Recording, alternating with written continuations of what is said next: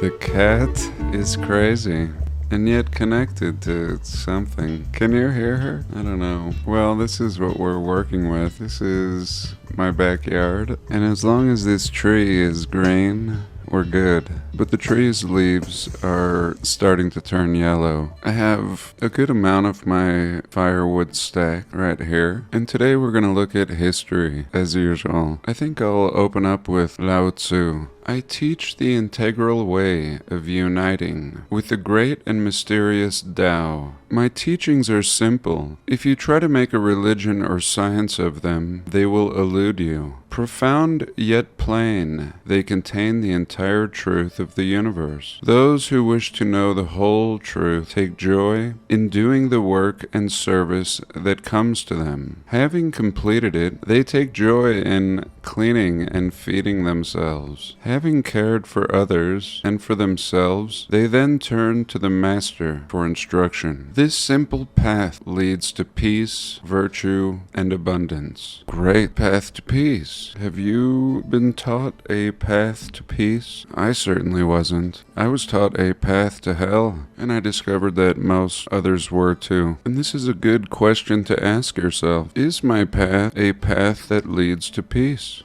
I mean, so many people have chosen their paths for different reasons. Path to financial security, path to retirement, a path rooted in some kind of imaginary ideas, maybe an uncertain path. But here we are promised by Lao Tzu that this simple path leads to peace, virtue, and abundance. There's no cost to this path. We can see here, he says, those who wish to know the truth take joy in doing the work and service that comes to them. Hence, the path is available to all. Today I want to discuss the history behind the origins of Lao Tzu, and I want to be fair and treat it like I do everything else on this channel. So I thank you for being here. I love you all. God bless and welcome.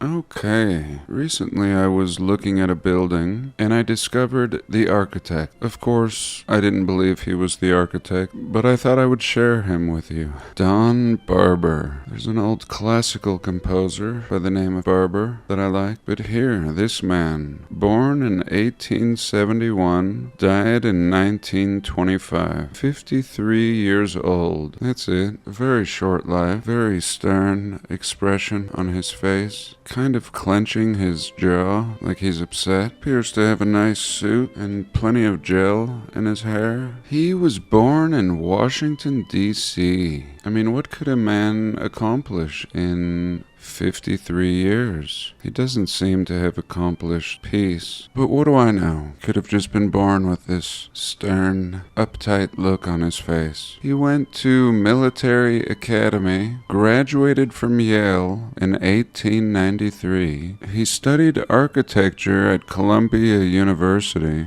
No wonder he died at 50. This is already a lot of school. Then he studies at the École des Beaux-Arts in Paris. So really pretty amazing. That should be enough in this late 1800s. So much traveling, schooling. What could this man possibly do next? Well, he returns to America, and around 1900 he establishes his own firm. I mean, this guy must have been born with a silver spoon and a magic carpet. He establishes his own business as an architect in 1900. In 1925, he dies. What a stupid life. All that school, only to start a business, run it for 20 years, and die. What is the point? And what did he do in this 20 years? Oh, Barber. Samuel Barber was the classical musician I was talking about. But here, John Barber left a legacy behind of these buildings. And let's have a little look at those. So this man, this stern, jaw-clenching man, who really only worked for 20 years. 20 years until his death, and here's what he gave us. 8 years after his self-employed career begins, he designs the terminal station in Chattanooga, Tennessee. Okay, here we go. This young, blossoming, stern architect is said to have designed this. Honestly, it looks as stern as he does. Amazing construction, millions of brick, big art, bunch of windows, pretty square and imposing. I mean, really all credit given to the builders here. And what do they say about this? The first station was built in 1858 and demolished in the early 1900s. So is that the case? The terminal station began in 1906 and was opened in 1909 at a cost of $1.5 million.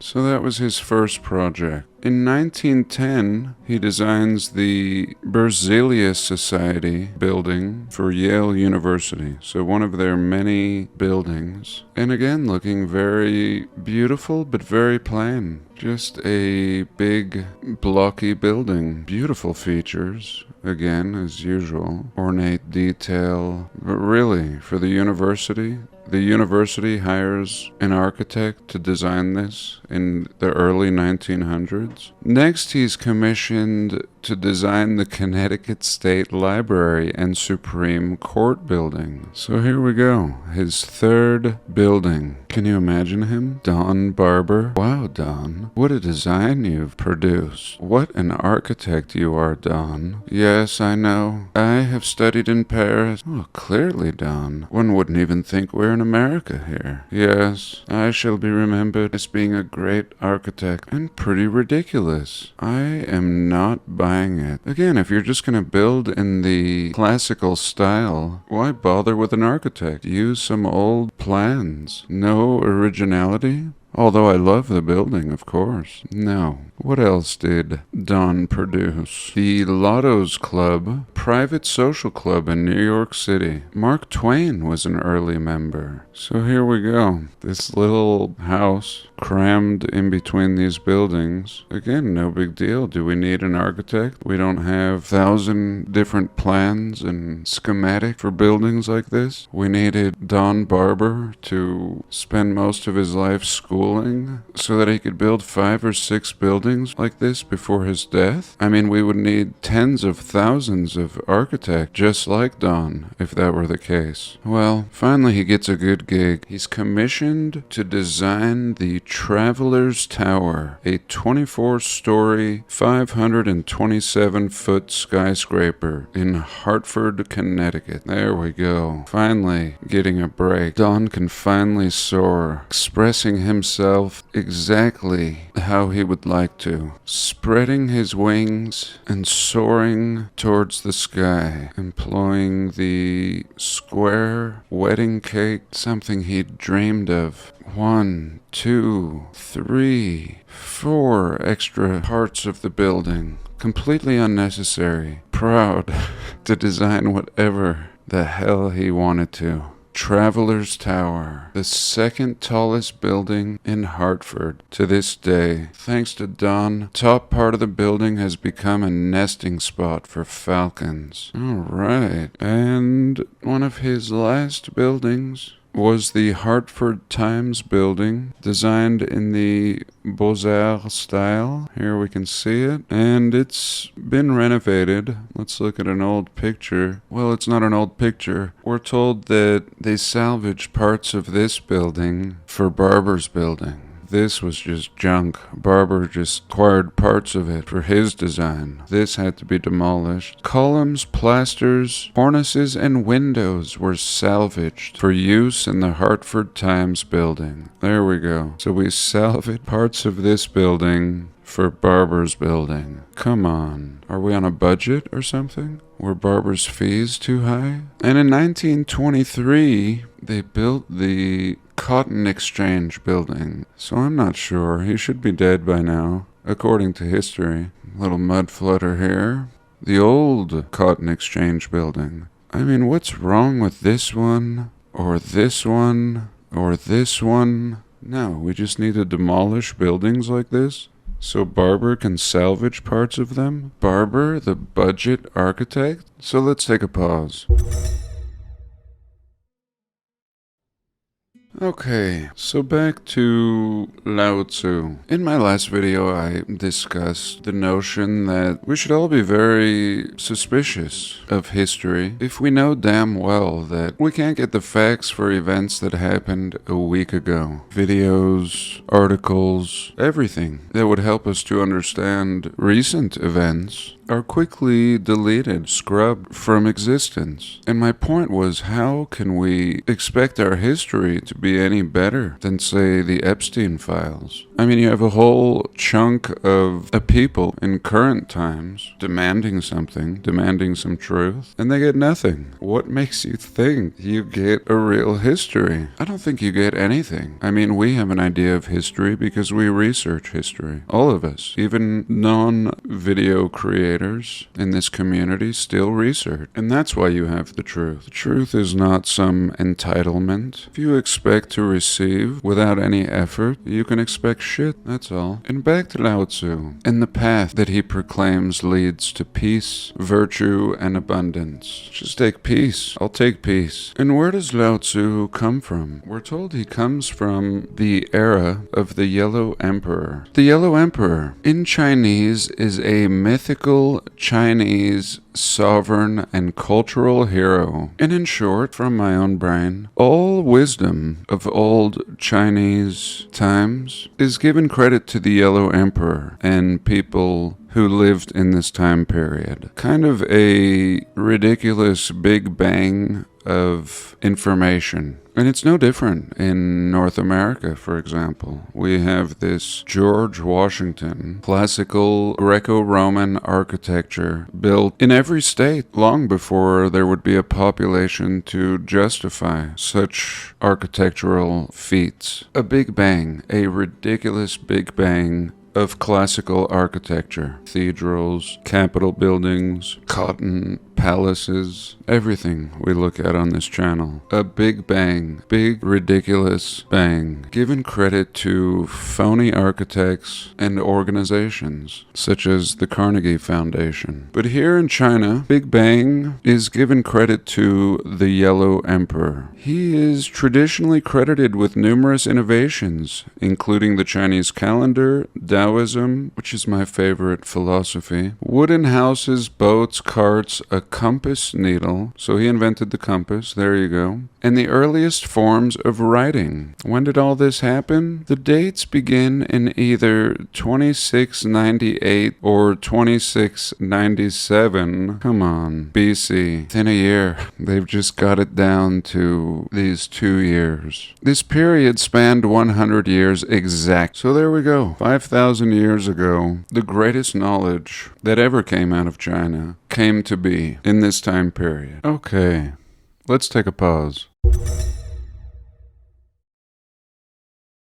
And for this segment, China. And what we see are the same buildings that Donn Barber would have been hired as an architect to build. The same Greco-Roman architecture, old and seasoned, found in old China. Old China is not what we think. Who designed all these buildings? And how long have they been sitting here? This was mind-blowing to me when I began doing this research and discovered that it's the same exact thing in China. Look at this. Just packing these towers in here. And the condition, being hundreds of years old, totally un-Chinese. Too much for these people. I mean, we see the rickshaws down here. And look at this statue. Why have we been sold a totally different idea of China? Old world, castles, Greco-Roman architecture, right from the get-go, just like every nation. Different stories, same architecture. And when they pull these mummies out of the Tarim Basin in China, we don't see Chinese people. This man doesn't even seem like he's been gone that long, nor this woman. So not just covering up the buildings, the Greco-Roman ones, also the pyramids as we see on the right side here, covering up the history history of China. China was not China, not what it is today.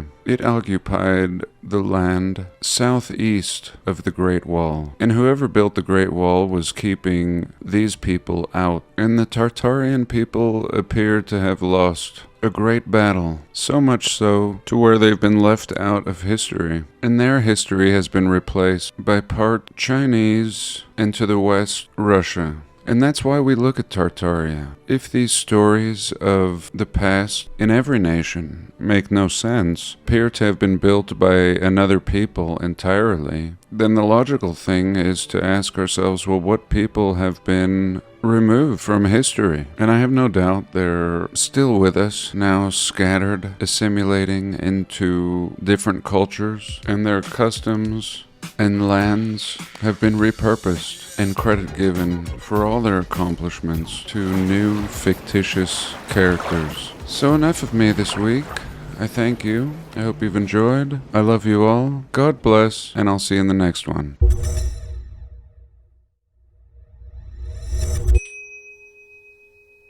I once saw a psychic, and at the end she asked me if I have any questions. So I asked her. I said, what is the nature of thoughts? What are thoughts? And she didn't know. And are they our own, or are they just something in the ether? Something that our physical antennas suddenly receive if we're tuned in. But anyway, the emperor wears no clothes. I think it's a good story, left for children. And I think the greatest truth drops are left in these games and children's stories and such. I think people forget why this code was imparted. It was something that could not be destroyed in a library fire, or today through internet eradication, or sometimes it's called censorship. That is the modern book burning of today. But anyway, back to this story. So the idea is that the king is so powerful, and with great power comes stupidity. And the people realize that the king is a fool. So these people are told to make the king a suit, and they tell him it's the finest suit. And he says, I can't see it. And they tell him these threads are so fine, the latest fashion. And he doesn't want to be taken for a fool, because he is one, and he agrees. And pretty soon, he waltzes out into the square in his new suit, which is non-existent. And all the people now are absolutely validated that this ruler was an absolute fool, as he stands there naked before them. And so he wasn't brought down with a sword or a great army. He was brought down with these simple acts, not following the rules. Essentially dropping the ball on this corrupt system. And right now the system is crumbling, and each and every one of us has an opportunity to make a difference.